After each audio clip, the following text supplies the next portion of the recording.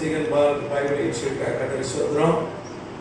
தேவன் கிருபையான ஆயுஷ் நாளில ஒரு புதிய மாதத்தை கூட்டி கொடுத்திருக்கிறார்.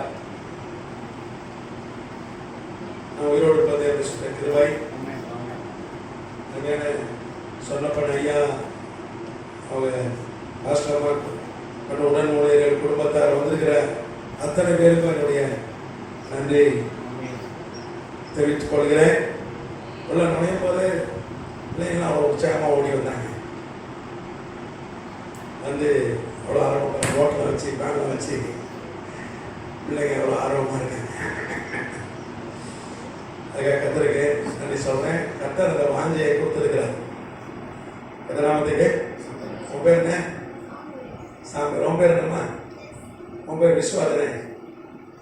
விஸ்வாதன் பக்காவாக எழுதும். எப்போ எழுதி அந்த கரெக்ஷன் கொடுப்பான்.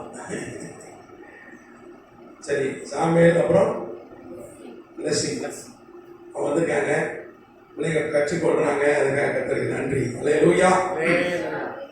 ஏன்னா 11 வயசுல சாமியலை கத்த தீர்க்கதரிசியாய் தெரிந்து கொண்டான். 11 வயசு அவன் தீர்க்கதரிசி ஆகிட்டான். 11 வயசு அவனை தேடி எல்லாம் வர ஆரம்பிச்சிட்டாங்க.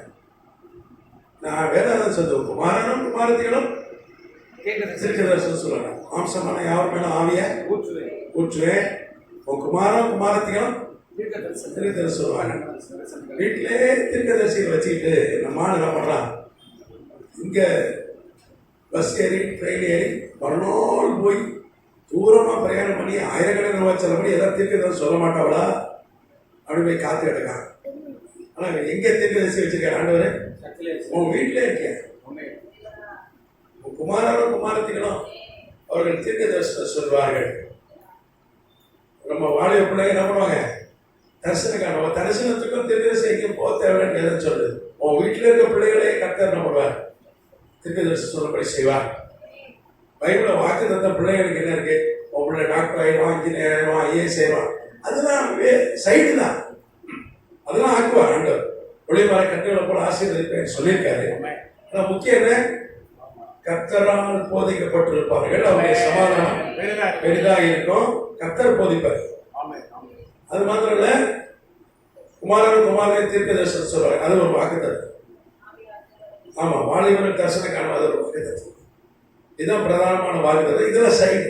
ஐஏஎஸ் ஆகுறது, டாக்டர் ஆகுறது, இன்ஜினியர் ஆகுறது, இதெல்லாம் சைடு. கதிராமத்துக்கு சொந்தரம்.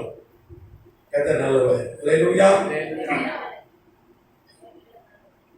நம்ம தொடர்ச்சியா வெளிப்படுத்தும் விசேஷத்திலிருந்து 7 சபைகள் காலம் பார்த்துட்டு வரோம்.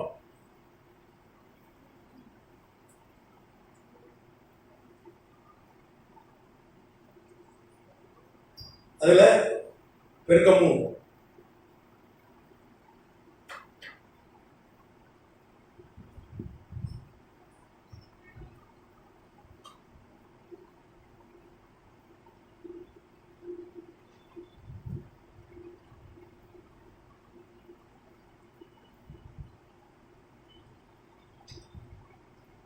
இது எப்போ வரைக்கும்?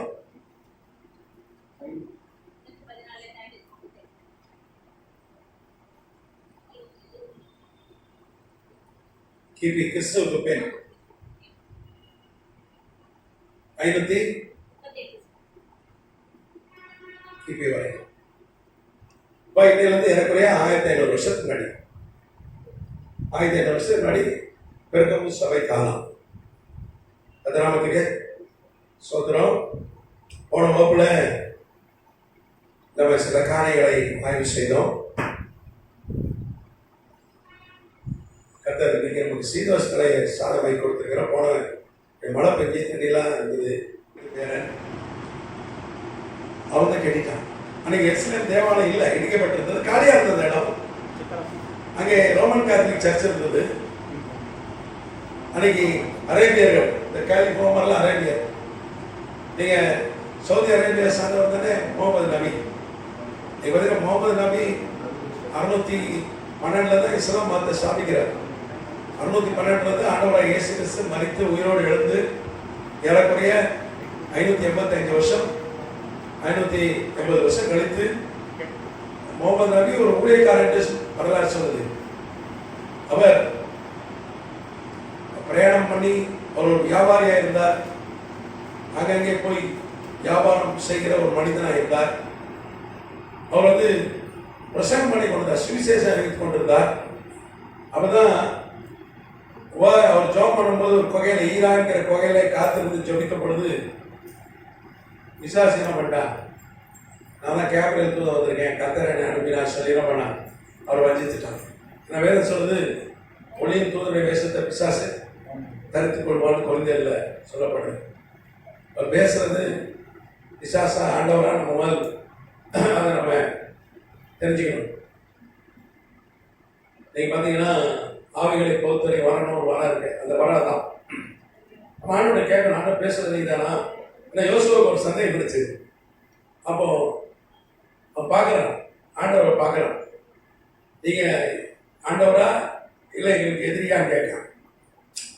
கேட்டுக்கணும். நீங்க ஆண்டவர் பேசினா வசனத்தை தாண்டி பேசவே மாட்டார். அவர் வசனத்துக்குள்ளதான் பேசுவார். ஒரு ஐயா வந்து என்னுடைய ஸ்டூடெண்ட் தான், எங்க போனாலும் கூட வருவார். அவருக்கு கிட்ட பிசாசு ஒரு வசனத்தின் மூலமா பேசிட்டார். அவருக்கு 50 வயசுக்கு மேல, இளம் வயதின் மனைவியோடு மகிழ்ந்திருப்பாய். அந்த வசனம் ஆண்டவர் எனக்கு கொடுத்தாரு, ஆண்டவர் பேசிட்டாரு சொல்லி ஒரு பிள்ளையை கொண்டு ஸ்கூல்ல விட்டு கூப்பிட்டு வருவான்.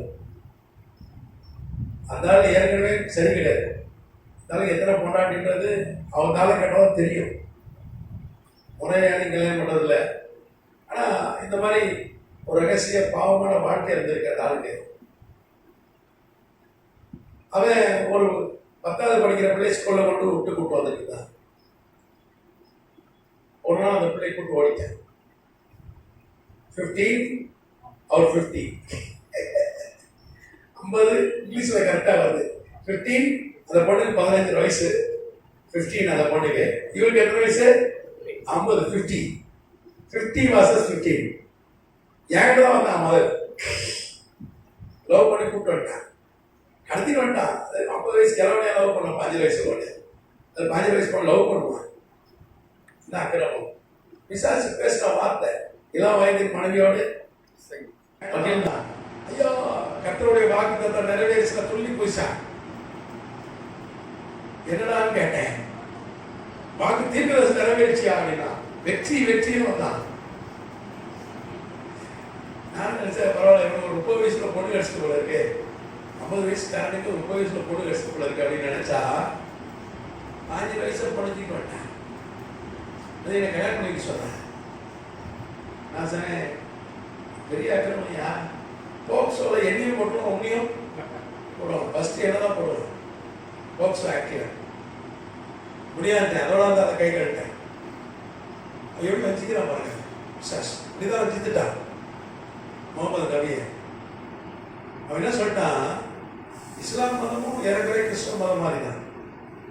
நீங்க குரான்ல ஆண்டவரை இயேசு கிறிஸ்துவை குறித்து நிறைய எழுதப்பட்டிருக்கிறது. குரான்ல நிறைய சூரா என்று சொல்வார்கள். நிறைய வசனங்கள் ஆண்டவரை இயேசு கிறிஸ்துவை தான் எழுதப்பட்டிருக்கு. அவர் கண்ணீர் மைத்தன் என்று ஏற்றுக்கொள்கிறார்கள், அவரை மேசியா என்று ஏற்றுக்கொள்கிறார்கள், அவர் திரும்ப வருவார் வருகையை ஏற்றுக்கொள்கிறார்கள், அந்த கிறிஸ்துவை அழித்துக் கொண்டு 1000 வருஷம் அரசாட்சி செய்வார் ஏற்றுக்கிறாங்க, நியாய தீர்ப்பாளர்கள் ஏற்றுக்கிறாங்க. ஆனால் தேவனுடைய குமாரன் ஆண்டவரை மனிதாவதாரம் எடுத்து வந்திருக்காங்க நம்ப மாட்டேங்காங்க, ஏற்றுக்கொள்ள மாட்டேங்காங்க. சிலுவை மரணத்தை அவங்க என்ன பண்ணிக்க மாட்டாங்க, ஏற்றுக்கொள்ள மாட்டேங்கிறாங்க. என்ன சொல்லிட்டான், இந்த கேவலில் தூத வயசுல வந்தவன் விசாசு, அவர் எப்பேற்பட்டவர், அவரை போய் இந்த கிறிஸ்தவ பயிலாம் அசிங்கப்படுத்துறாங்க, அவரை வந்து ரொம்ப தாழ்வா பேசுறாங்க, அவரை காரிக்கு போனாங்க, கணத்துல அடிச்சாங்க, அவர் சிறுவையில் இறந்தாங்க, அப்படிலாம் என்ன பண்ணி குறைவா பேசுறாங்க.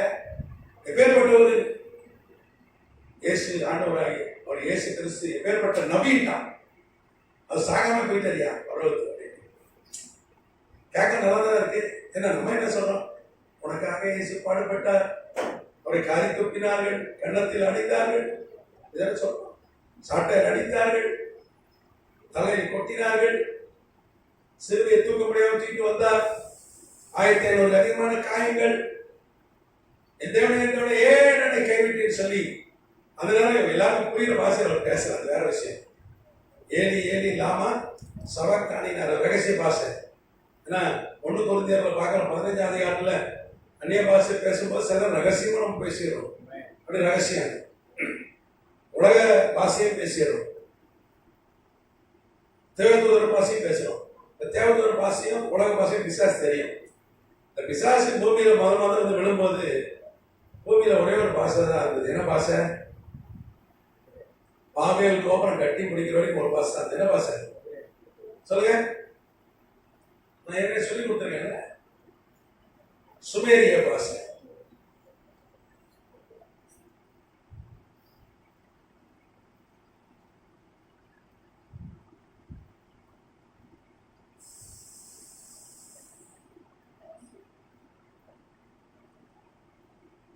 சுமேரியன். அப்போ பரலோகத்தில் இருக்கும்போது தேவதூதர் பாஷை பேசியிருந்தான். அந்த பாஷை அவனுக்கு தெரியும். ஏன்னா அவன் தேவதூதர் தானே. லூசிஃபர் தேவதூதர்களுமே கத்த தலைவனாக வச்சுட்டார். நம்ம கிளாஸ் எடுக்க போறோம். எனக்கு பேயியல் டிமனால் எடுக்கல இல்லையா? அது நம்ம எதிரி யாரு அவனை குறித்து எடுக்கணும். சரி, அப்போ இந்த மொழி தான் பேசினா, அந்த மொழி இந்த பூமியில வந்தோட கத்துக்கிட்டு அந்த மொழியில தானே பேசினா. யார்கிட்ட பேசினா? அதான் ஏவாட்ட எந்த மொழியில பேசலாம்? தெரியாத மொழியில பேசுவானா? பேச மாட்டான். ரொம்ப எச்சரிக்கையா இருக்கணும். பொல்லாத உலகத்துல வாழ்றோம். அதுவும் குறிப்பா இந்த ஆன்லைன் மூலமா சமூக வலைத்தளம் மூலமா நம்மளை வஞ்சிக்கிறவனா பெருகிட்டாங்க. சமீபத்தில் இதான் நேற்று நினைக்கிறேன், எனக்கு ஒரு ஃபோன் வந்தது. ஃபோன் வந்துதா, ஒருத்தன் இந்தியில பேசுறான். பாண்டேன்னு வந்துச்சு. அது பாண்டேன்னா வட இந்தியா பேர், மத்திய பிரதேசம் காட்டுச்சு. ஃபோன் பண்ணா, நான் மும்பைலேருந்து ஜிஹு போலீஸ் ஸ்டேஷன் வந்து பேசுறேன். நான் வந்து உங்க ஆதார் கார்டு வச்சு ஒரு கிரெடிட் கார்டு இருக்கு, கடன் அட்டை கிரெடிட் கார்டு, அதை இங்க ஒருத்தன் பயன்படுத்தி ஒரு 50,000 ரூபாய்க்கு பொருள் வாங்கிட்டான் மும்பையில். அவனை கைது பண்ணிட்டோம். செக் பண்ணும்போது பார்த்தா உங்க ஆதாரம் திருடி என்ன பண்ணியிருக்கான். அந்த கிரெடிட் கார்டு வாங்கி 50,000 மோசடி பண்ணிட்டான். உங்களுக்கு அவனுக்கு சம்மந்தம் இருக்கா அப்படின்னு போன்ல கேட்க. நான் சொன்னேன், நமக்கு யாரையும் தெரியாதுப்பா, எனக்கு கிரெடிட் கார்டே கிடையாதுப்பா, கிரெடிட் கார்டே பயன்படுத்துவதில்லைப்பா அப்படின்னு சொன்னேன். கிரெடிட் கார்டு ரொம்ப மோசம். அது கிரெடிட் கார்டு தான் இருக்க, வாங்கிக்கலாம் இன்னும் கட்சியில். அதனால அழிந்து போனவங்க. அதனால நன்மை பெற்றோர் யாரும் கிடையாது. வட்டி எவ்வளவு தூரம் வட்டி போடுவோம்ப்பா, 10 வட்டி போடுவோம். வாழ்க்கை கூட கட்டினா கிடையாது கடன். அப்படியே தான் எனக்கு ஆசை. ஃபைனான்சியல் சார்ஜஸ் போட்ட கொண்டுருவோம் அதை. அதனால் அந்த கிரெடிட் கார்டை வேண்டான்னு வந்து பயன்படுத்துவதில்லை. அப்போ நான் சொன்னேன், அப்படியா சரிங்க, அவன் உங்கள் ஆதாரை திருடிட்டான், நீங்கள் என்னைக்காவது யாருக்காவது ஆர்டர் கொடுத்தீங்களா? அந்த ஆதாரை எடுத்து அவன் இப்படி பண்ணிட்டான். பரவாயில்ல, ஃபஸ்ட் ஹிந்தியில் பேசுகிறான். இப்போ ஹிந்தி தெரியாது, தமிழ் இங்கிலீஷ் தான் தெரியுமே. அப்புறம் ஆங்கிலத்தில் பேசினான். இந்த மொழி அவன் தெரிஞ்ச மொழியில் பேசி தான் வச்சுக்கிறான். உடனே மேலதிகாரிகிட்ட கொடுத்தான். போனேன், மேலதிகாரி பேசுகிறார். உடனே பேசலாம். நீங்கள் அப்படியா சார், பாவம் சார், நீங்கள் எவ்வளோ பாவம், உங்களுக்கு நான் உதவி செஞ்சுறேன் சார், நீங்கள் ஒரு கம்ப்ளைண்ட் கொடுத்துருங்க, வாயிலே சொல்லிடுங்க, நான் ஒரு கம்ப்ளைண்ட் ரிஜிஸ்டர் பண்ணி இதை க்ளோஸ் பண்ணிடுறேன் அப்படின்னு சொன்னால். அப்புறம் டக்குன்னு ஒரு வீடியோ காலில் வந்தான். வீடியோ காலில் வந்துடுறேன் சார், நீங்கள் வீடியோ கால் எடுங்க. வீடியோ கால் பார்த்தா போலீஸ் ஸ்டேஷன் காட்சி. அதில் ஒரு அதிகாரி உட்காந்துருக்கார், போலீஸ்காரங்க இருக்காங்க. காந்தியாடி, இன்னைக்கு காந்தி ஜெயந்தி, அண்ணல் காந்தியடிகளுடைய பிறந்தநாள், அவருடைய ஃபோட்டோ இருக்கு. எல்லாம் பயங்கரமாக இருக்கு. அதில் பக்காவாக யூனிஃபார்ம் போட்டு போலீஸ் ஸ்டேஷன் செட்டப் வீடியோ காலில். உடனே ஒருத்தர் அதிகாரி பேசுகிற, அவரும் நீங்கள் கவலைப்படாதீங்க, உங்களுக்கு எந்த பிரச்சனைக்கும் கம்ப்ளைண்ட் கொடுத்துருங்க, கொடுங்க அப்படின்னு சொல்லிட்டு, நீங்கள் தமிழ்நாடு, ஆமாம் உங்கள் ஆதாரம் கொஞ்சம் காட்டுங்க, கேமராலே காட்டுங்க, ரைட் சரி தமிழ்நாடு தான் அப்படின்னு சொல்லிட்டு அந்த ஆதார் நம்பரை அவன் படித்தான். போய் செக் பண்ணிக்கிறேன் அப்படின்ட்டு என்ன பண்ணுறான், கொஞ்ச நாள் சொல்றான், உங்க பேருக்கு 350 கோடி ரூபாய் சீட்டிங் நடந்திருக்கு. எவ்வளவு கோடி? அது ஸ்டேட் பேங்க். அது ஸ்டேட் பேங்க்ல அக்கௌண்ட் கிடையாது, 350 ரூபா கூட கிடையாது. நான் சிரிச்சேன். அப்பதான் யோசிச்சேன், ஓ இந்த சினிமாவில் கஜ போலீஸ் வர மாதிரி தான் எடுப்பான். வந்துருக்கீங்களா? சினிமாவில் நீங்கள் மூணு மார்க்கெட் போனீங்கன்னா 150 ரூபா கொடுத்தீங்கன்னா ஒரு நீங்கள் கேட்குற போலீஸ் லிஸ்ட் கிடைக்கும். இன்ஸ்பெக்டர் ஐயா அட்ரஸ் வேணுமா, எஸ்பி ஐயா அட்ரஸ் வேணுமா. செவ்வாய்க்கிழமை கூட அந்த வழியாக தான் இங்கே ஒரு ஊழியம் நாங்கள் தான் போனேன். நான் போகும்போது அந்த கடவுளையாக தான் பார்த்துட்டு போனேன். ஒரு 150 ரூபா 200 ரூபா கொடுத்தீங்கன்னா நல்ல பெரிய போலீஸ் அதிகாரி அட்ரஸ் கிடைக்கும். அதை வாங்கிட்டாங்க. வாங்கி போட்டு செட்டிங் போட்டோ எல்லாம் போட்டு உண்மையாகவே கத்தர் கொஞ்சம் இறக்கமாக கொஞ்சம் தெளிவாக கொடுத்ததுனால ஏமாறா போயிட்டேன். உஷாரா கத்திரிக்கிற உஷாரா இருக்க ஆளு தான். ஆனால் கொஞ்சம் இதாக பேசுறது ஃபர்ஸ்ட் ஒரு கம்ப்ளைண்ட் பண்ண தான் பேசினான். ஆன்லைன்ல சகஜம் போலீஸ் ஸ்டேஷனே காட்டான் எல்லாம் வரான் போறான். சபையா நல்லா நடிச்சிருக்காரு. அவனுக்கு ஃபர்ஸ்ட் பிரைஸ் கொடுக்கல. ஏதோ விருதுலாம் இருக்குல்ல, நடிப்புக்கு ஒரு விருது கொடுக்காத, அந்த விருது எப்படி கொடுக்குறான்? என்ன அழகா நடிக்கிறாங்க. வந்து கொஞ்சம் பணம் அடி போட்டானுங்க. என்ன சொன்னாங்க? 350 கோடி உங்க பேர்ல இதாயிருக்கு, அதில் 100 கோடி உங்க மேல மோசடி வழக்கு வந்துச்சு, கட்டாயம் உடனே ஒரு அரெஸ்ட் பண்ணணும். இப்பவே என்ன பண்ணணுமா? என்ன அரெஸ்ட் பண்ணணும். போய் பார்த்தேன் பாவிகளா இப்படியா சீட்டிங். அப்புறம் கட் பண்ணிட்டு திரும்ப கூப்பிட்டேன். எடுக்க மாட்டேன்ட்டாங்க. அவங்க நிச்சயம் பயந்துருவான். எவ்வளோ விவரமானவனும் பயந்துருவான். நேரில் போலீஸ் ஸ்டேஷன் பார்த்துனால இதெல்லாம் ஃபோன்ல ஏமாத்துவானுங்க, இப்போ வீடியோல ஏமாத்துறாங்க. அப்போ நமக்கு தெரிஞ்ச பாஷையை பேசி என்ன பண்ணுறான்? நீங்க எனக்கு ஹிந்தி தெரியாத, தமிழ் பேசுவோம். அப்படி பேசிதான் ஏமாத்துறோம். இப்போ எச்சரிக்கை என்ன சொல்றேன்? இதை ஏன் சொல்றேன்னா, இந்த மாதிரி இப்போ வந்துட்டே இருக்கு. நம்ம வட இந்தியாவிலிருந்து பேசுகிறாரு, இது மத்திய பிரதேசத்துலேருந்து என்கிட்ட பேசலாம். அவரை கண்டுபிடிச்சவங்க வச்சுட்டாங்க. போனேன் நிறைய மோஸ்ட்லி நம்மளை ஏமாற்றுவான். என் மகன் வந்து ஒரு வெளிநாட்டில் தொழில் செய்கிற வேலை செய்கிற நிறுவனத்தில் வேலை செய்யறான். அவன் ஒரு சிவில் இன்ஜினியர், ஆர்கிடெக்ட். என் மகன் கற்றுக்கிற வேலை. அவங்க கம்பெனி வெளிநாடுகள்லாம் கட்டணம் கட்டுறாங்க. அவங்களுக்கு அமெரிக்கா, ஆஸ்திரேலியா, துபாய் போன்ற நாடுகள்லாம் தொழில் இருக்கிறது. இப்போ இவன் வெளிநாடு போயிட்டு வருவான்.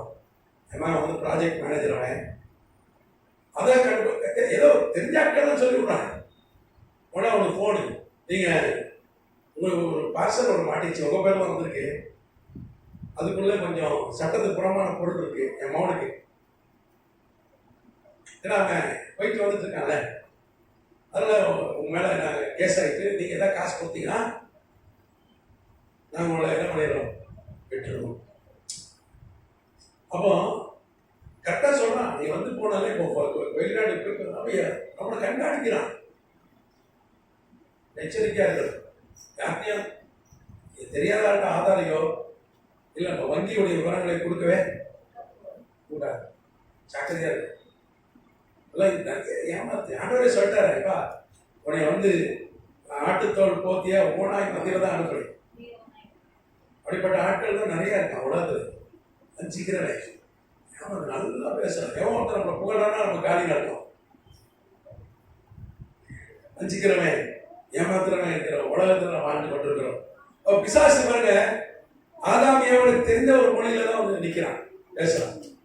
எவனுக்கு என்ன சொன்னா, இந்த மரத்தின் பழத்தை நீ சாப்பிட்டீங்கன்னா நீல கடவுள் மாதிரி ஆயிடுற, ஆண்டவர் சாமம் ஆயிடுற.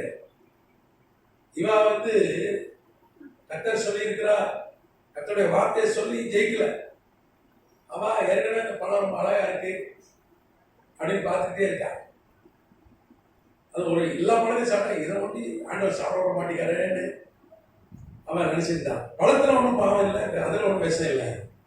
கீழ்ப்படியாமை, கர்த்தர் சொன்னத கேட்கல, கீழ்ப்படியாமை பாவம். அப்போ பேசிதான் ஒரே நாள்ல நம்ம விழுந்திருக்க மாட்டான். வேத பண்ற மனிதர்கள் சொல்றாங்க, நானும் அதை விசுவாசிக்கிறேன். முதல்ல ஆதாம் போய் பார்த்தேன். ஆதாம் பாவம் செய்ய, அப்பதான் வந்தான். இந்த ஆதாம் பாவம் ஜெயிச்சிடறான், ஏவாழ்கிட்ட வந்தான். அவன் தான் என்ன பண்ண விழுதுட்டான். அப்போ அவன் சொல்லுவான், ஆண்டவர் வசனம்லாம் போய் சொல்லுவோம். அப்படிதான் சொன்னான் ஏவன்ட்ட. கர்த்தர் இதை சாப்பிடக்கூடாதுன்னு சொல்லியிருக்காரு அப்படின்னு, சாப்பிடனாலே சாவே சாவீங்கன்னு சொல்லியிருக்காரு. இல்லை அது போய் அப்படின்னா, நீங்கள் சாப்பிட்டீங்கன்னா நீங்களும் என்ன ஆயிடுவீங்க, ஆனால் என்ன நடந்தது, செத்து போயிட்டாங்க, கடவுள் மாதிரி ஆயிடுவீங்கன்னு சொன்னா. ஆனால் அன்னைக்கு தான் மரணம் மனுஷனோட வாழ்க்கையில மரணம். பையனும் பொய்க்கு இதாக இருக்கிறான். அப்போ அவனுக்கு அன்னைக்கு பேசின சுமேரிய மொழி, ஆதாம் ஏவாள் பேசின சுமேரிய மொழி அவனுக்கு தெரியுது. நீங்க பார்த்தீங்கன்னா சுமேரிய மொழின்றது ஈராக்ல பேசப்பட்ட மொழி. அன்னைக்கு ஈராக்ல தானே ஏதேன் தோட்டம். ஏதேன் தோட்டம் 2017 ஜெர்மன் நாட்டு விஞ்ஞானிகள் கண்டுபிடிச்சிருக்காங்க. டாக்டர் லீக்ல 2017 அவங்க தலைமையில் ஏராளமான விஞ்ஞானிகள் அங்கே தெற்கு மெசொப்பொட்டேமியா ஈராக்கில் அந்த பகுதியில் அந்த நதிக்கரையில், ஐப்ரத் நதிக்கரையில் அதில் தோண்டி பல வருஷமாக தோண்டி ஏதேன் தோட்டத்தை கண்டுபிடித்திருக்கிறார். இன்னைக்கு அது மிச்சம் காண இருக்கு. அப்போ ஆதியில் வந்து கர்த்தர் மனிதனை எங்கே வச்சிருந்தார், ஈராக்கில் வைத்திருந்தார். அதுக்கப்புறம் தோட்டத்தை வெளியே தோர்த்திட்டாரு. இப்போ தோட்டத்துக்கு வெளியே தான் என்ன பண்ணுறாங்க, அப்படியே பெறுகிறார்கள். அதான் மெசொப்பொட்டேமியா நாகரிகம். நம்ம ஸ்கூல் புக்கில் தான் படிச்சிருக்கோம் மெசொப்பொட்டேமியா நாகரிகம். இல்லைங்களா, நீங்கள் மெசொப்பொட்டேமியா நாகரிகம் படிச்சிருக்கீங்களா? பேன வேணுமா? யாருக்கு வேணும்? பேன வேணுமா தம்பி? மெசொப்பொட்டேமியா நாகரிகம் ஸ்கூல் புக்கில் படிச்சிருக்கீங்களா? சாமுவேல், பிரஸ்தி, விஸ்வா படிச்சிருக்கீங்களா? மெசொப்பொட்டேமியா சிவிலைசேஷன் படிச்சிருக்கீங்களா? ஜியோகிராஃபியில் ஹிஸ்ட்ரிலாம் படிச்சிருக்கீங்களா? அவ முதல் நாகரிகம் மெசொப்பொட்டேமியா தான். அங்கே அவங்க பேசின மொழி தான் சுமேரிய மொழி. சுமேரிய மொழி அது பாபேல் கோபுரம் கட்ட வரைக்கும் அந்த மொழி தான். ஒரு 1500 வருஷம் நோவா காலத்துக்கு பிறகு ஒரு 1500 வருஷம் அந்த மொழி தான். ஒரு 34 மாடி கட்ட, ஒரு கோபுரம் கட்ட, ஒரு பெரிய படனை கட்டி எல்லாம் ஒன்னாக முயற்சிகள் செய்தார்கள். கர்த்தருடைய சித்தம் என்ன, நீங்க பூமி எங்கேயும் போய் அது நிரப்புகள் கர்த்தருடைய திட்டம். அந்த திட்டத்துக்கு உணவு அவர் இறங்கி வந்தார். ஒரு 17 மாடி கட்டிட்டாங்க. இன்னைக்கு இருக்கு இந்த 17 மாடி கட்டின அதுதான் அவங்களை கூப்பிட்டு போனான்னு இருந்தோம். இப்போ ஈரான் யுத்தம் போயிருந்தாங்க, பார்த்து வந்துருக்கலாம். நம்ம இந்தியா படத்து 10 ரூபாய்க்கு 5 லிட்டர் பெட்ரோல் தருவோம். அங்கே டிரான்ஸ்போர்ட்லாம் சீப்பு. ஆனால் இப்போ சண்டை வந்துட்டுனா பெட்ரோல்லாம் பயங்கரமாக ஏறிடும். ஜோம் பண்ணுங்க, இஸ்ரேல் வந்து எதிர் தாக்குதல் நடத்த போகிறார்கள் என்று ஊடக செய்திகள் சொல்லுது. அதுவும் எங்க என்ன கடலையும் ஈரானுடைய அணு ஆயுதங்களுடைய சவத்தியம் தாக்க போறான்னு சொல்லி சொல்றாங்க. தாக்கினாங்கன்னா என்ன ஆயிரும், எல்லாம் நம்ம ஏற்கனவே நம்ம 100 ரூபாய் கொடுக்கோம். பெட்ரோல் உலகம் உழவு ஃபுல்லாக குறைஞ்சாலும் நம்ம இந்தியாவில் மாற்றம் குறைய மாட்டேங்குது. அதே தான் இருக்கு, குறைக்க மாட்டேங்காங்க. உலக மார்க்கெட்டில் குறையுது. ஒரு எண்ணெய் ஒரு பேரல் அளவில் தான் விற்கிறாங்க. பேரலை கூட பிப்பாகி வந்துடக்கூடாது. அது நமக்கு சுதந்திரம். இப்போ பெருகமு சபை காலம் அதை நம்ம தொடர்ந்து ஆய்வு செஞ்சு வருகிறோம். இன்னைக்கு பார்த்தீங்கன்னா இந்த காலகட்டத்தில் தான் உலக ஆளுகை சபை கிட்ட போச்சு. சபைனா ரோமன் கேத்தலிக் சபை. எப்படி நல்ல சபை, தூய சபை எப்படி ரோமன் கேத்தலிக் சபையா மாறிச்சுன்னு பார்த்தோம். எப்போ மாறிச்சு? 431 கிபியில மரியாதை வணக்கம் வந்துச்சு. சபைக்குள்ள ஒரு மாநாடு நடத்தி அன்னைக்கு இருந்த ரோம பேரரசன் 2ஆம் தியோடோசியஸ் ஒரு மாநாடு நடத்தி அதில் சிறில் என்கிற ஒரு ஊழியக்காரன், உலகத்தில் பெரிய ஊழியக்காரன் என்று சொல்லப்பட்டவன் கள்ள போதனா இருந்திருக்கான். அவன் கொண்டு வந்தான்னு சொல்லி பார்த்தோம். அப்படிதான் மரியாதை வணக்கம் சபைக்குள்ள வந்தது. அப்புறம் படிப்படியாக சிலை வணக்கம், தேவதூர் வணக்கம், அப்புறம் வந்து புனித வணக்கம், யாராவது ஒரு பரிசுத்தவன் வச்சுட்டு அவனை வணங்குறது, சீசர்கள் வணக்கம், அப்படி வந்துச்சு. அப்புறம் சிலைகள் வந்துச்சு. சிலைகள் எப்படி இருந்ததுன்னா நான் சொன்னேன் அன்னைக்கு வந்து இந்த மாதிரி படிப்பறிவோ எழுத்தறிவோ குறைவு. இன்னைக்கு நம்ம படித்து தெரிஞ்சுக்கிறோம். அதனால் அன்னைக்கு இருந்த காலத்தில் சிலைகள் வைத்து ஒரு கதை சொல்லுவாங்க, சிலை பொம்மைகள் வைத்து. நீங்கள் இன்னைக்கும் இந்த கலாச்சாரம் இந்தியாவில் இருக்கு. கிறிஸ்மஸ் வந்துட்டுன்னா என்ன பண்ண, நம்மளால் ஒரு குடில் வைக்கிறான், அங்கே வைக்கிறான், அது ஒரு கதை. அதை பார்த்தாலும் ஒரு கதை, ஒரு நடந்த சம்பவம் நமக்கு புரியுது. மற்றவங்களோ தேவதூதர் வந்தாங்க, மெய்ப்பர் வந்தாங்க, ராஜாக்கள் வந்தாங்க, ஆண்டவரை இயேசு கிறிஸ்துவை தொழுது வந்தாங்க, அப்படி ஒரு கதை சொல்றதுக்கு தான் அப்படி சிலைகள் செய்தாங்க. ஆனால் பிற்காலத்தில் அது சிலை வணக்கமாக மாறி போய்விட்டது. அப்படிதான் சபை, தூய்மையான சபை கேட்டு போச்சு. அன்னைக்கு ஒரே ஒருத்தன் நெஸ்டோரியஸ் கான்ஸ்டான்டினோபிள் என்கிற துருக்கி, இன்னைக்கு இருக்கு இஸ்தான்புல். இஸ்தான்புல்னு ஒரு நகரம் இருக்கு துருக்கியில். துருக்கி ஐரோப்பாவில் இருக்கு. 1.5 கோடி ஜனங்கள் இருக்கிறாங்க. ஒரு காலத்தில் ஆவிக்குரிய தலைநகர் அதுதான். அந்த இஸ்தான்புல்லை சுற்றி இருக்கிற சபைகள் தான் இந்த பெருகுந்து சபை, எபேசு சபை, சர்தை சபை, அந்த 7 சபைகளும் அப்படிதான்.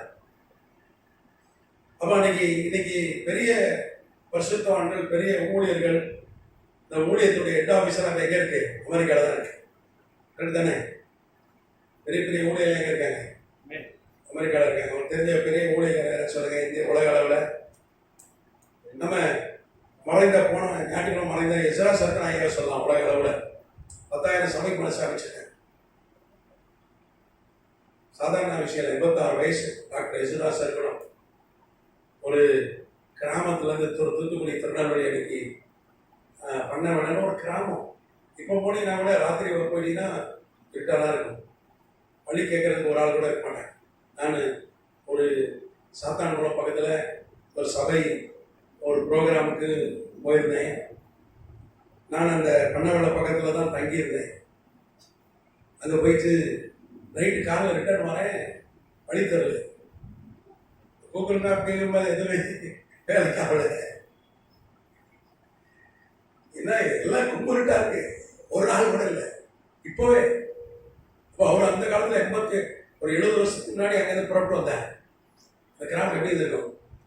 ஒரு டவுசர் ஒன்று போட்டு ஒரு 15 வயசு பையன், 16 வயசு பையனை வந்து அன்றைக்கி வெள்ளைக்காரங்க தான் இந்த இசிஐ சபையை நடத்தி கொண்டு இருந்தார்கள். கீழ்பாக்கில் சென்னையில் அங்கே படிக்க வந்தார். இசிஐ சபையில் அவர் சேர்க்க மாட்டேன்ட்டாங்க. ஒரு வயசு 10. இப்போ நம்ம அருமையான பிள்ளைகளை சேர்த்துருக்கோம். நம்ம பார்க்க நம்ம சொல்ற பையன் தான் வாங்க பாட்டாரு. வயசுல முக்கியம் இல்லை, மெடல் தரோம் உங்களுக்குலாம். வந்தவனே கேட்டான், இந்த சாமியாலும் அந்த பாப்பா பிளஸ் விஸ்வாக்கு மெடல் கொடுக்க போறீங்க? ஆமா, நீ வந்தீங்கன்னா உனக்க மாட்டேன். சரி, அன்னைக்கு அவரை சேர்க்க மாட்டேன்ட்டாங்க வெள்ளைக்காரங்க. அவர் போராடி, இல்லை நீங்க ஒன்று உள்ள சேர்த்து பாருங்க, நான் சரியா படிக்கலாம், என்ன பண்ணிருக்கேன் துரத்திருங்க அப்படின்னு சொல்லி அப்படிதான் வந்தார். ஆனால் அவரு தலைவர் ஆகும்போது இசைக்கு அவரை தலைவராக போட்டாங்க. அப்புறம் அவர் தலைவர் ஆகும்போது இசை 30 சபை தான் இருந்தது. எத்தனை சபை இருந்தது? 30 சபையெல்லாம் கோட்டை சபையெல்லாம் சின்ன சின்ன சபைகள். ஆனால் இன்னைக்கு 10,000த்துக்கும் அதிகமான சபைகள், எல்லாம் பெரிய பெரிய கட்டடம், பெரிய பைபிள் காலேஜ், இப்படிலாம் இன்னைக்கு ஒரு பெரிய செமினரி, இப்படிலாம் வந்து கர்த்தர் அந்த ஊழியத்தை வளர்த்து கொடுத்திருக்கிறார். அது காரணம் எஸ்ரா சர்க்கனா என்கிற ஒரு தலைவனை கர்த்தர் எழுப்பணும். இப்போ யோசிச்சு பாருங்க, 5 வயசுல என்ன படிச்சிருப்பாரு? ஊரில் பெரிய படிப்பும் கிடையாது. அது கிராமத்தில் ஸ்கூல் படிப்பில் என்ன இருந்திருக்கும்? படிச்சுட்டு வந்த மனுஷன். ஆணும் கொஞ்சம் பெரிய கவர்ச்சியும், ரொம்ப ஐட்டும் கிடையாது, ரொம்ப கவர்ச்சியும் கிடையாது. இங்கே வந்து பெரிய தீர்க்க தரிசனம் சொன்னதே கிடையாது. எஸ்ரா சர்க்கனாக தீர்க்க சொல்லி கேள்விப்பட்டிருக்கீங்களா? ஹீலிங் மீட்டிங் நடத்தி கேள்விப்பட்டிருக்கீங்களா? இல்லை. ஆனால் ஒரு அப்போஸ்தலன் இந்த 10,000 சபையை சாமிச்சு எல்லாத்தையும் இடம் கட்டடம் யோசிச்சு பாருங்க. ஒரு ஈஸிய சபை எப்படி நிற்க பிரமாண்டமா நிற்கி. இங்கே இந்திய ஒரு ஈஸியா இருக்குல்லையா, சொல்ல நல்ல ஒன்று நடக்கிற பெரிய பில்டிங் இங்கே இருக்காயா? ஜெல்லப்பேட்டில் ஒன்று இருக்கு. எப்படி ஒரு 500 சபை மேலே இருக்கும். சென்னை பட்டத்தூர்ல 10,000 சபைக்குள்ள இந்தியா முழுக்க இருக்கிற, இந்தியா முழுக்க எல்லாம் கட்டட சபை. இப்போ யோசிச்சு பாருங்க. அவளை குறித்து யோசிச்சு நேரத்தில் ரொம்ப யோசித்தேன். ரொம்ப பிரமிப்பா இருந்தது. ஒரு மனிதனை கர்த்தர் எப்படி கொண்டு வராரு பாருங்க. குப்பையிலையும் புனிதில இருக்க ஒருத்தர் கொண்டாந்து, படிப்பறிவே இல்லை, ஒரு ஏழை வீட்டு பையன், ரொம்ப ஏழை. சென்னை கொண்டு எப்படி உயர்த்துறாரு பாருங்க, எவ்வளவு பெரிய சாமரம். எல்லாத்தோட முக்கியம் என்னன்னா அவருக்கு அவர் மறிச்ச போது அரசியல்வாதி கூட அவ்வளவு கூட்டம் வந்ததில்லை, அவ்வளவு கூட்டம், அத்தனை மந்திரிகள் வந்ததில்லை, சிஎம் வந்ததில்லை, எந்த ஊழியங்க அவர் அடக்கத்தில் போலீஸ் மரியாதை, அரசு மரியாதை. எத்தனை குண்டு? ஒரு 12-14 குண்டு முழங்கி துப்பாக்கி சொல்லுவாங்க தெரியுமா, அது அரசு மரியாதை. அந்த மரியாதையை செலுத்தி அடக்க மாட்டாங்க. அதை நான் டெலிவிஷன்ல பார்த்தேன் ஒரு அடக்கத்தை. எனக்கு அப்படியே ஆச்சரியம் ஆச்சரியம். அவ்வளவா உழைச்சி உழைச்சி உழைச்சி கண்டிப்பா உழைப்பாளியா. அவரும் உழைப்பான். நம்ம நல்ல மனைவி அவருக்கு. 2 பேரும் ஆளுக்கு ஒரு சைக்கிள் எடுத்துட்டு முதல்ல நடந்து போயிட்டு ஒரு சைக்கிள் எடுத்துட்டு சுத்தி இத்தனை சபை. அந்த அம்மாவும் சும்மா இருக்காங்க. அந்த அம்மா பேர் மங்களம். அவங்க இறந்துட்டாங்க 2008. இப்ப பிள்ளைய பெரிய மகன் தான் வந்திருக்காங்க. ஆமா, கதிரொலி. அவர் தைரியம் அடிக்கார் கதிரொலி. அப்போ கத்தர் பாருங்க, நான் ஒரு மாதிரி இல்லை. அவரு எப்படி வந்தார்? நம்ம ராஜா வீட்டுக்கு அனுப்பி இல்லை, அவங்க அப்பா பெரிய தலைவர். நம்ம பிசப் ஆனது நம்ம அதை வச்சுக்க முடியாது. ஆனால் அவரு அப்படி இல்லை. வெள்ளக்காரன் விட்டு இப்போது சபையோட விட்டு போன சாமரத்தை 10,000 அனிமல்ஸ் ஏதோ பேருக்கு இல்லை, ஃபுல்லா கட்டணம் எல்லாமே பக்கா பில்டிங். இன்னைக்கு நம்ம சென்னை மேயர் அந்த சபை விசுவாசினார். அதே மாதிரி இந்த தெற்கு மாவட்டங்களில் ஒரு எம்எல்ஏவோ ஒரு எம்பியோ அவர் சொல்றால்தான் நிற்க முடியும். இந்த அளவுக்கு செல்வாக்கு. அன்னைக்கு மறைந்த மாண்புமிகு டாக்டர் கலைஞருக்கு ரொம்ப ரைட் ஹேண்ட் மாதிரி. இவங்க பிறந்தநாள் இப்போ இருக்கிற மாண்புமிகு முதல்வர் வீட்டுக்கு போய் கேக் வெட்டி இந்த கடைசி பிறந்தநாள் கூட போனாங்க. இப்படி ஒரு செல்வாக்கு. ஒன்றும் பேர் சொல்லி அழைக்கிற வரணும் கிடையாது. தீர்க்க தரிசன வரம் உண்டா? இல்லை. அவரு விசாரிச்சு ஏதாவது துரத்தினாரு போய் நம்மளால வீடியோ போடுறான். ஒரு பேய் ஒருத்தன் 1 வருஷம் துரத்திட்டு இருக்கான், வீடியோ போட்டே இருக்கான். அந்த பேயும் போக மாட்டேங்கி, அவனும் விட மாட்டேங்க. வீடியோ போட்டு இயேசு நாமத்தை சொன்னா அது ஆடுது. இயேசு நாமத்தை யார் சொன்னாலும் ஆடும். ஆனா போக மாட்டேங்க, ஆனா வீடியோ போடுறான். இப்படிப்பட்டவனா இருக்கான். ஆனா அவர் அப்படி கிடையாது. பிஷப்னா உண்மையான பிஷப் அவர் தான். பேராயர். அவ்வளவு செல்வாக்கு, அரசாங்கத்தில் செல்வாக்கு. அதுபோக ரயில்வே போர்டுக்கே சேர்மனா இருந்தார். அதிகமாக அவனுக்கு அது நமக்கு தெரியாது. இந்தியாவுடைய ரயில்வே போர்டுக்கே சேர்மனா இருந்தார். ஒரு ஆளை சேர்க்கறது போர்டு சேர்மனா ரயில்வேக்கே தலைவராக இருந்தார். ஒரு நல்ல கடினமாக உழைப்பாரு. பாதிக்கு தாழ்த்தப்பட்ட மக்கள், ஏழை ஜனங்களுக்கு அவ்வளவு நன்மை செஞ்சிருக்க. அதுதாங்க ஒரு தலைவன். அவரும் 10,000 சபை மேல சாமிச்சிருக்காங்க. அவரும் உலக அளவில் ஒரு பெரிய ஊழியக்காரன் நம்ம சொல்லணும். கத்தநாமத்துக்கு சொந்தம். அந்த நம்ம தேசத்துல, அதுவும் நம்ம தமிழ்நாட்டில் எப்படி ஒரு தலைவரை கத்தரை எழுப்புனதுக்காக கதை நடிச்சது. வீல் சேர்லே உட்காந்துமே உதவி செய்திருந்தார். கடைசியில் வீல் சேர் தான். அப்போ யாரையும் பாராட்டுவார். ஒரு பிரசங்க கேட்டு ஒரு சாதாரண ஒரு பிரசங்கம் பண்ணலாம் கூட ஒரு போனை போட்டு நீ எல்லாம் பிரசங்கம் பண்ணுறப்ப நல்லா இருந்துருவார். அது மாதிரி யாரு ஒரு எழுதி யாரும் போய் பார்க்கலாம். வந்தா கிடையாது, எளிமையான ஆளு, நல்ல ஊழியர்காரர். கத்தர் அந்த மாதிரி எஸ்கா சரணம் போல ஊழியர்களை கத்தரை எழுப்பணும். இப்போ யோசிச்சு பாருங்க, எவ்வளவு கணக்கு ஆண்டவர் கொடுத்துருக்காரு. சாவல தமிழக அரசு போலீஸ் மரியாதை செய்து அடக்க மாட்டாங்க. மந்திரி இருந்தாங்கயா, எவ்வளவு கூட்டம். சினிமா நடிகர்கள் தான் கூட்டம் வரும். யோசிச்சு பாருங்க. அப்போ ஒரு ஊழியம் செய்தார், பிதாவனை கணப்படுவார். ஆண்டவர் அவர்தான். எங்கேயோ வந்த மனுஷன் ஒரு ஊழியக்காரன் கணத்தை பார்த்தீங்கன்னா. அப்போ அன்னைக்கு பெரிய ஊழியர்கள், எஸ்ரா சரண் ஐயா மாதிரி பெரிய ஊழியர்கள் அன்னைக்கு இருந்தாங்க. அதில் ஒருத்தன் பெரிய ஊழியரா இருந்தவர் நெஸ்டோரியஸ். அவர் ஒருத்தர் தான் எதிர்த்தார். ராஜா உட்பட மற்ற ஊழியர்கள்லாம் தப்புன்னு தெரிஞ்சும் அதுக்கு கை வைத்துட்டாங்க. வேற வழியில ராஜாவே கை வைக்கிறார். நம்மளாம் நெஸ்டோரியஸ் வழியில வந்தவர்கள். இப்போ அந்த நெஸ்டோரியஸ் அந்த வழியில வந்தவர்கள் நம்ம தான். தெரியுமா உங்களுக்கு? இன்னைக்கு பெருமாள் நம்ம நின்று கொண்டிருக்கோம். இங்க ஒரு சபை இருந்தா நெஸ்டோரியஸ் அன்னைக்கு வைராக்கியமாக நின்றார். அவருடைய வழியில வந்து ஆட்கள் நம்மளாம் விக்கிரகாரம் செய்ய மாட்டோம், மரியாள் வணக்கம் செய்ய மாட்டோம். ராஜா சொல்லிட்டான், மரியாள் வணக்கம் செய்ய மரணம் தண்டனை, ஜெயிலில் போடப்படுவார்கள், வீடு இடிக்கப்படும், சொத்துக்கள்லாம் சூறையாடப்படும்னா பரவாயில்லையாங்க. காட்டிலே புகையில் மலையிலிருந்து ஊழியம் செய்து இன்னைக்கு நம்மளாம் உருவாகி இருக்கிறோம். கர்த்தர் நாமத்துக்கு கோடான கோடி ஸ்தோத்திரம். அப்போ 533 டீமுல அன்னைக்கு ஜஸ்டினியன் ஒரு ராஜா இருந்தார். எழுதி போட்டேனா ஜஸ்டினியன் குறித்து சொன்னா இல்லையா? சொல்லல. அப்ப இந்த காலகட்டத்தில் தான் 533 கிபி ஏழில ஜஸ்டினியன்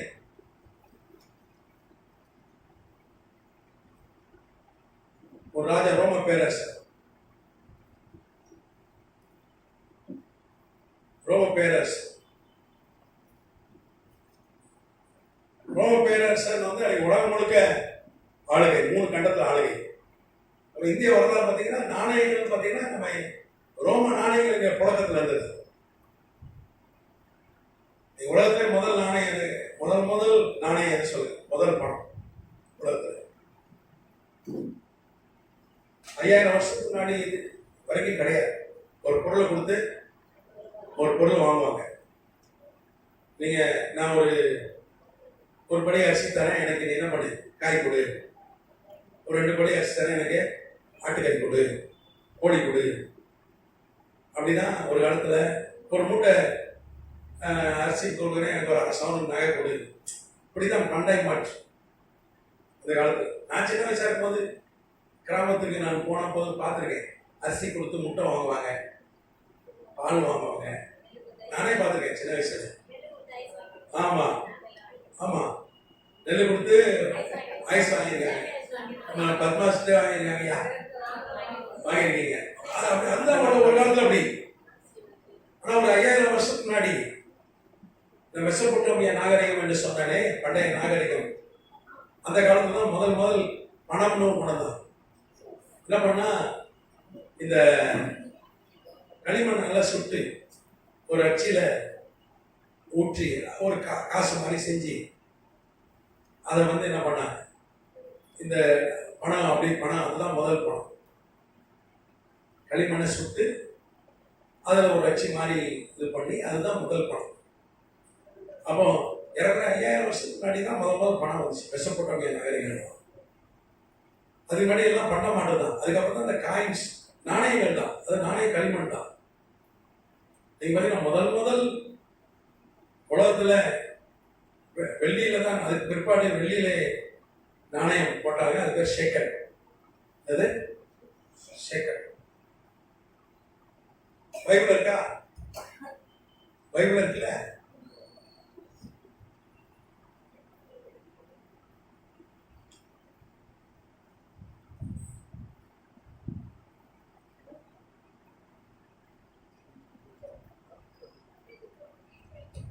முதல் நாணயம் சைக்கிள் தான்.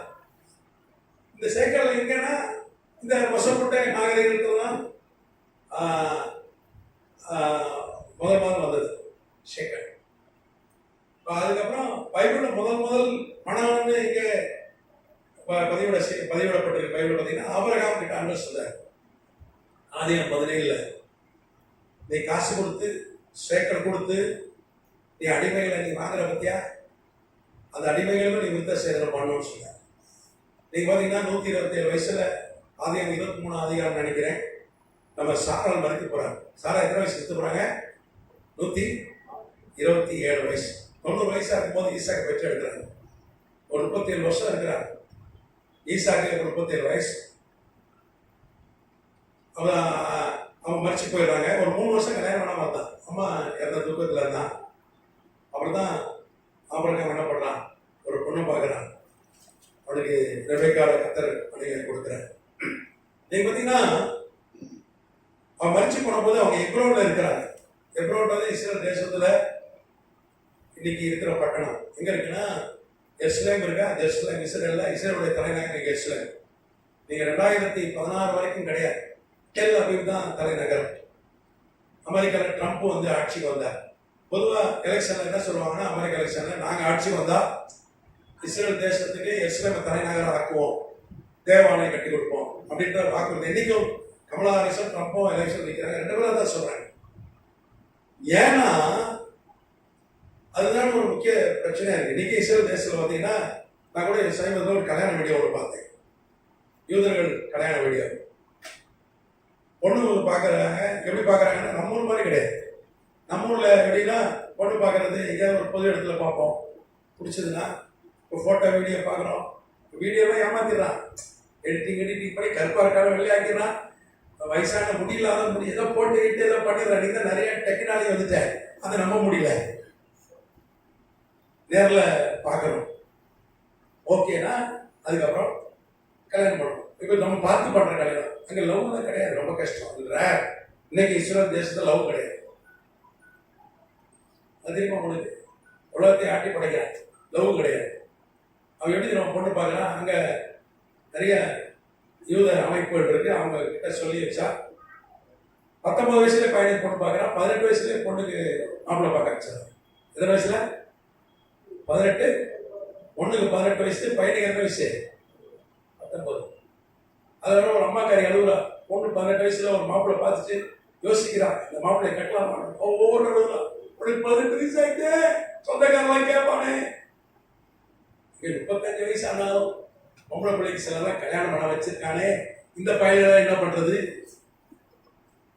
அவன் வந்து 25 வயசுல 20 வயசுல கல்யாணம் பண்ணிக்கிட்டு பிள்ளைகளை கெட்டா வச்சிருக்கான். வயசு அந்த வயசுல கல்யாணம் பண்ணிடும். அங்க எப்படின்னா 10 பிள்ளை பெற்றுக்கணும் சர்வசாரம், 10 12. இப்போ அவன் சொன்ன ஒரு ஆசீர்வாதம் எங்களுக்கு. அவனை கெட்டா போயிட்டான், உலகத்தை ஆட்டி இப்போ 4 நாட்டோட அடிச்சு சட்டை போட்டு கிடக்கிறானே, நல்லாதான் இருக்கான். போர் வந்துட்டா கொஞ்சம் பொருளாதார அடி வாங்கிடும்ல, எல்லாம் கண்டுபிடிப்பா வந்தானே, நல்லா தானே இருக்கான். ஒரு ஆள் கூட சாவலையே, 200 கண்டம் விட்டு கண்டம் தாவி அடிக்கிற பயங்கரமான ஏவுகணை. இது வேற நாடா தான் சுடுகாடாயிருக்கும், ஆயிரக்கணக்கான செத்து போயிருக்கான். கத்தர் அவனோடு இருக்காருல்ல.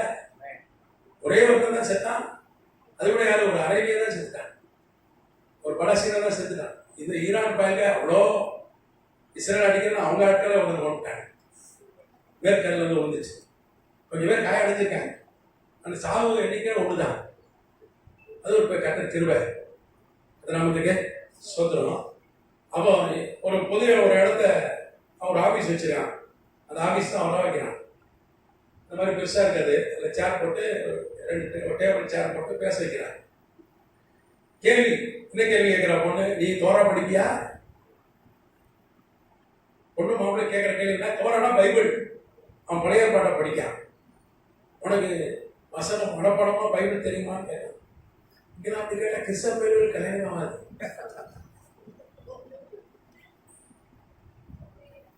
எப்படி இருக்கா பாருங்க. ஏன்னா கர்த்தர் அவனுக்கு துணையா இருக்காரு. நம்மால் பைபிள் அப்படியே புத்த புதுசா வச்சிருக்கான், அப்படின்னா படிக்கல அர்த்தம். அவன் தோற அவ கேட்கா, நல்லா மாடலாக இருக்கா, அவன் பட்டிக்காடுலாம் கிடையாது, அவனோட பயங்கர டெவலப்டு. பட்டிக்காடு கிடையாது, நம்மளோட பைபிள் படிச்சா அவன் அம்மாச்சியா பைபிள் படிச்சுட்டே இருப்பான்.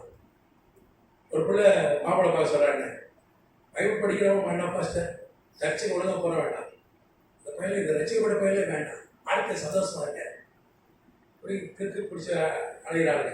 அங்கே அப்படி இல்லை, நீ தோரா படிப்பியா, நீ தோரா படிப்பியா, பைபிள் படிப்பியா, உனக்கு மனப்பாடமா என்ன தெரியும்? அப்படிதான் கல்யாணம் பண்றான். 18 வயசுல அழுகுற தாய்க்கு என் பிள்ளைக்கு கல்யாணம் ஆகலே, இங்க தலையில இருக்குப்பா. ஒரு பிள்ளைக்கு வந்து எனக்கு தெரிஞ்சு பொம்பளை பிள்ளைக்கு 23 வயசு தாண்டக்கூடாது, வயலுக்கு 25 தாண்டக்கூடாது. அங்க சோறு போடுறான், 10 பிள்ளை பெற்று வச்சிருக்கான். மூத்தவனுக்கு தான் கல்யாணம் 19 வயசுல, அம்மா அப்பா சோறு போடுறாங்க. என்னடா கூட ஒரு கை போடுங்க, சாப்பிட்டு போறாங்க. அப்புறம் அவன் படிச்சுக்கிடுச்சு, அம்மா சம்பாதித்து வந்துடுவான்.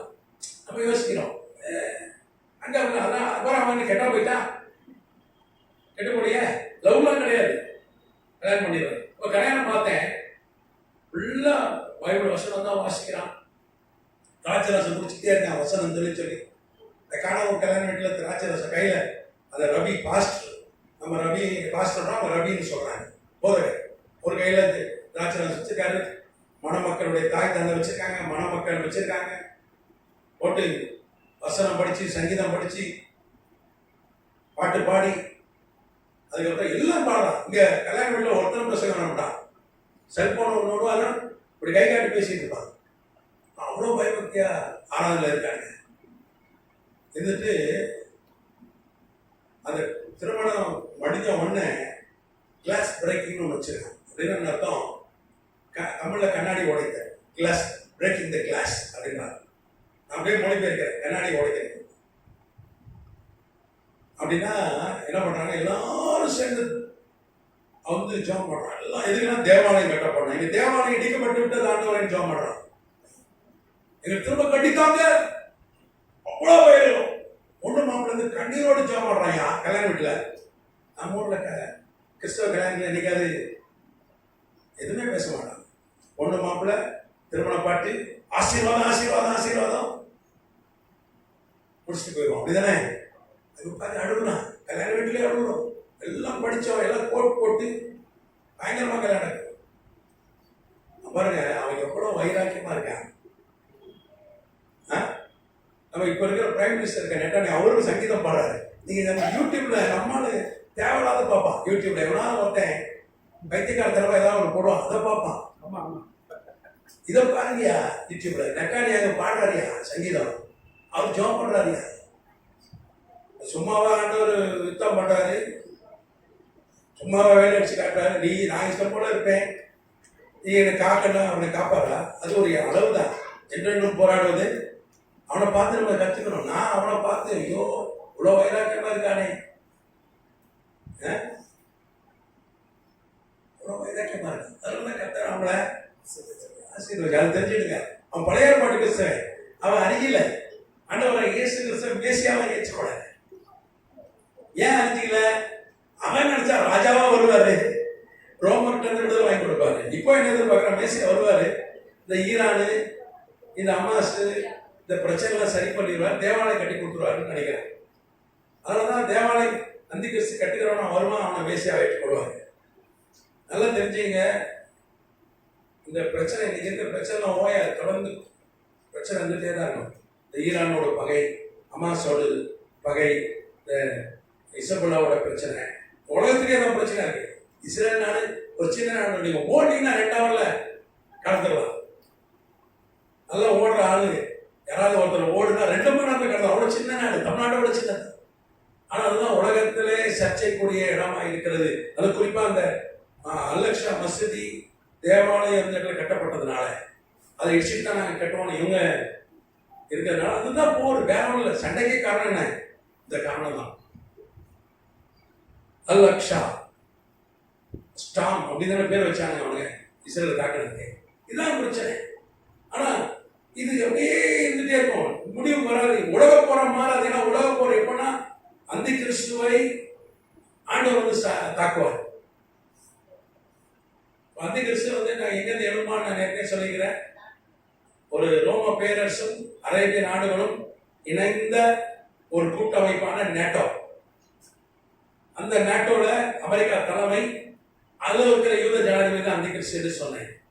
அதான் பைபிள் சொன்ன, நான் சொல்லலை. அதான் கடைசி சாம்ராஜ்யம். அவன் என்ன பண்ணுவான்? தாக்குவான். இன்னைக்கு ஈரான் இஸ்ரேல் தாக்கிச்சுன்னு ஒரே பரபரப்பா இருக்கு. அன்னைக்கு என்ன இருக்கும்? நேட்டோ இஸ்ரேலை தாக்கியதுன்னு ஒரு ஆண்டோட வந்து ரட்சிக்க வருவார். அப்போ எனக்கு கிட்ட வந்துட்டோம், வருகைக்கு வந்துட்டோம். இந்த பிரச்சனை அப்படியே ஓடிட்டே இருக்கும். இந்த ஈரான் பிரச்சனை, இஸ்ரேல் பிரச்சனை, பலஸ்தீன பிரச்சனை, இதெல்லாம் அப்படியே இருந்துட்டு இருக்கோம். இதை முடிவு கட்டுறோம்னா ஒரு அமெரிக்கா ஜனாதிபதி வருவான். இன்னைக்கு பைடன் நான் முடிவு கொண்டு வந்துடுறேன் நிலையா நிற்கிறான். ட்ரம்ப் எனக்கு ஓட்டு போடுங்க, நான் முடிவு கொண்டு வரேன்றான். ஆனால் இவங்க 2 பேரும் யூதர்கள் கிடையாது. கமலா ஹாரிஸும் ட்ரம்ப்பும் யூதர்கள் கிடையாது. ஆனால் ஒரு யூத ஜனாதிபதி வரும், அவரோட அடுத்த எலெக்ஷன்ல வந்துடலாம். ஏன்னா ஒரு தலைமுறை கூட வருவேன் நான். இஸ்ரேல் தேசம் சுதந்திரம் அடைஞ்சி ஒரு தலைமுறை கூட ஆண்டவட்ட நெருங்கிட்டோம் வருக. இப்போ உச்சகட்டத்துக்கு போயிடுச்சு. இது வரைக்கும் இப்படி ஒரு இஸ்ரேலுக்கு இப்படி ஒரு நெருக்கடி வந்ததில்லை. உச்சகட்டம். அவங்களுக்கு தேவை ஒரு தீர்வு. அதை தீர்வு கொண்டு வரதான் மேசியா. அப்போ ஒரு அமெரிக்கா ஜனாதிபதி என்ன சொல்லுவான்? நான் தேவாலயம் கட்டுவான். ஆனா இன்னைக்கு இருக்கிற அந்த மசூதி இடிக்கப்படாமலே தேவாலயம் கட்டப்படும் சொல்லி வெளிப்படுத்தி வச்சது 11ஆம் அதிகாரத்தில் சொல்லப்பட்டிருக்கு. நம்ம அதை ஆய்வு செய்யலாம். அப்போ அவன் இதெல்லாம் நிறுத்திடுவான். அப்போ என்ன மேசியா, இவர் தான் மேசியா, இஸ்ரேலுக்கு சமாதானத்தை கொண்டு வந்தவர் அப்படின்னு அவனை ஏற்றுக்கொள்வாங்க. அவன் இவனெல்லாம் கொள்ளுவான். தேவாலயத்தில் வந்து சீகாசனம் போட்டு உட்காந்துருவான், என்ன வணங்க சொல்லுவான். ஏற்கனவே மேசியா குறித்து பார்த்தோம். கள்ள தீர்க்கதரிசி, கள்ள மேசியா ஒருத்தன் வந்தான். தானியேல் தீர்க்கதரிசி புஸ்தகம் 8ஆம் அதிகாரத்தில் பார்த்தோமா இல்லையா? எபிஃபனஸ், ஆன்டியோகஸ் 4 எபிஃபனஸ், 6 வருஷம் 4 மாசம் அவன் மேசியா வெளிப்பட்டு மக்களை தன்னை வணங்க சொன்னால உலகத்தை ஆனாலும் அதே மாதிரி இவனும். இன்னைக்கு உலக ஆளுகை நேட்டோ கேட்டாங்க. நேட்டோ உலகத்தை ஆண்டு கொண்டிருக்கிறார். இன்னைக்கும் அவங்க வைக்கதான் சட்டம். இன்னைக்கு இஸ்ரேலுக்காக போரிடுறாங்க. நேற்று 5:30 மணிக்கு அவர்கள் 180க்கு அதிகமான ஏவுகணை அடித்த போது அமெரிக்கா சட்டை போட்டு அதெல்லாம் சுட்டு வீழ்த்துச்சு. இன்னைக்கு ஐரோப்பிய நாடுகள் துணை நிற்கிறது. அவர் ராணுவம் போயிட்டு சட்டை போடுது. நேட்டோவே கூட இருக்கு இஸ்ரேல் கூட.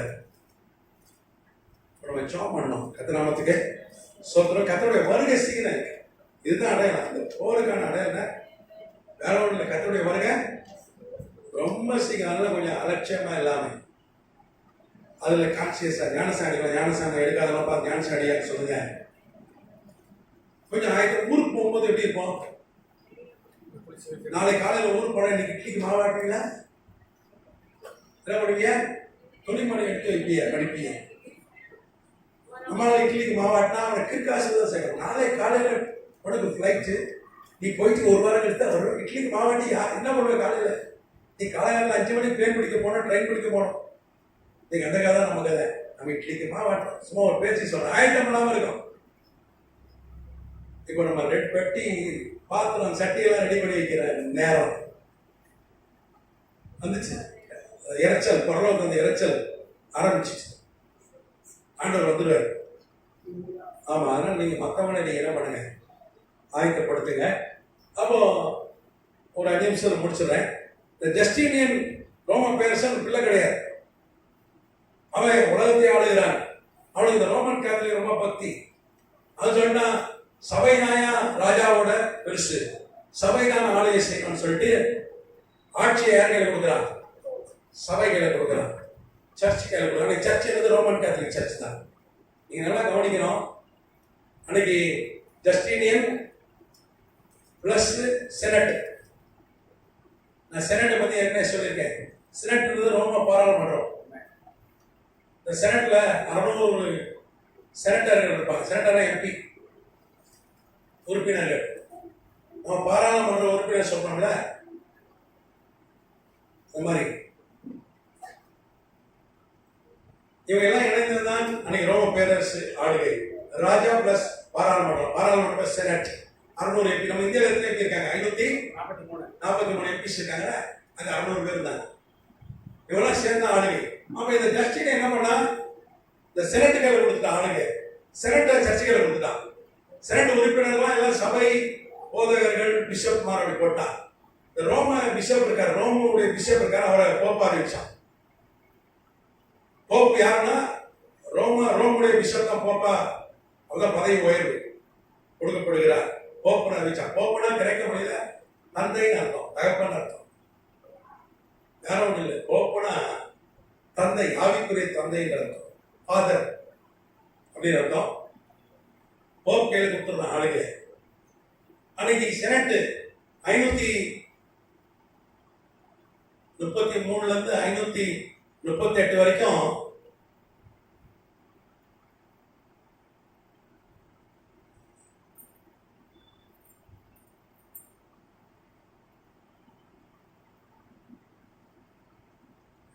ரோமன் கேத்தலிக் சபை ஆளுகை.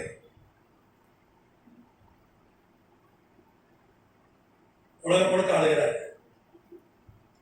செனட்ல தீர்மானம் போட்டு அந்த செனட் வந்து ஆளுகை செய்த உலகத்தை. அந்த செனட்ல இருக்க எல்லாமே ஊழியக்காரங்க, ரோமன் கேத்தலிக் ஊழியர்கள்.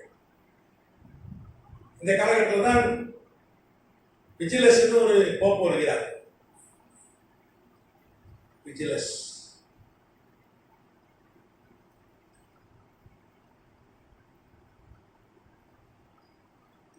ஒரு போப்.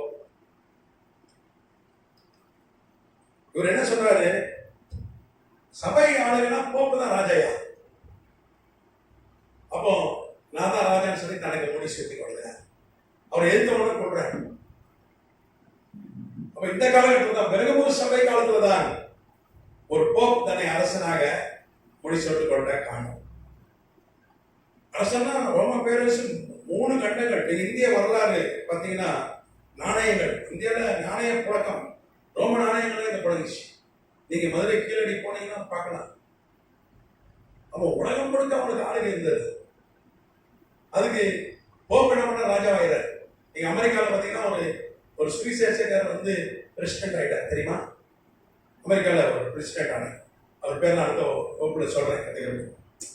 அப்புறம் அவர் அரசியல்வாதியாவே இருந்தார், அது வேறு. ஆனா இங்க இவங்க மத தலைவராக இருந்தாங்க, ராஜாவாக பூமி ஆளு ராஜாவா இருந்தாங்க. இன்னைக்கு இருக்கிற போப் அப்படி இல்லை.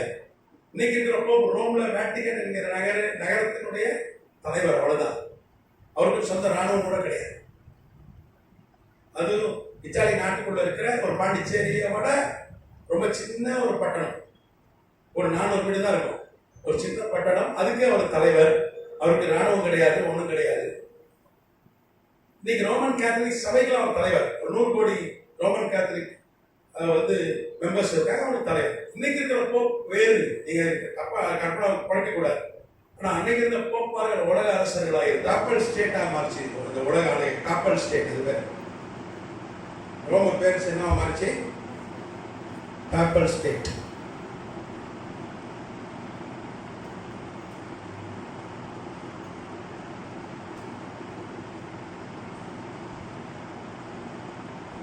ஸ்டேட்னா போப்புடைய ஆளுகை. நம்ம போப்மார்கள் ஆண்டதுக்கான இந்தியா வரலாற்றையும் பதிவு இருக்கு, உலக வரலாற்றையும் பதிவு இருக்கு. இப்போ சில வரலாற்று ஆசிரியர், நான் நிறைய வரலாற்று ஆசிரியர் நான் சொல்லிட்டே போகலாம். புட்டோனியர், நிறைய வரலாற்று ஆசிரியர் பேரை நான் சொல்லிட்டே போகலாம்.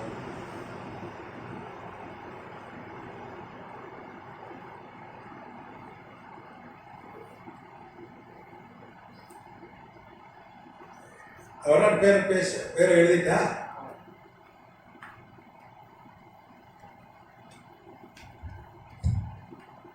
கிபான்ஸ்,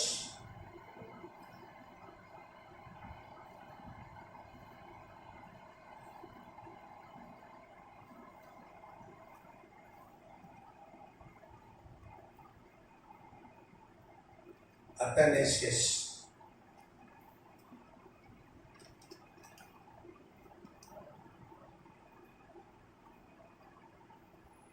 Pons,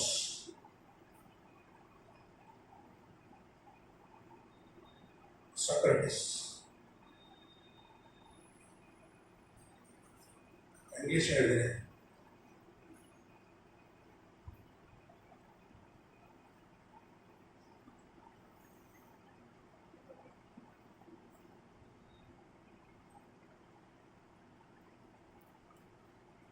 சாக்ரட்டிஸ்னு ஒரு அறிஞர் இருந்தார், அவரு வேற.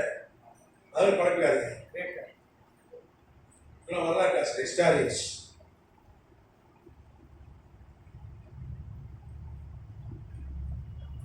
ஏதாவது கேள்வி இருக்கா?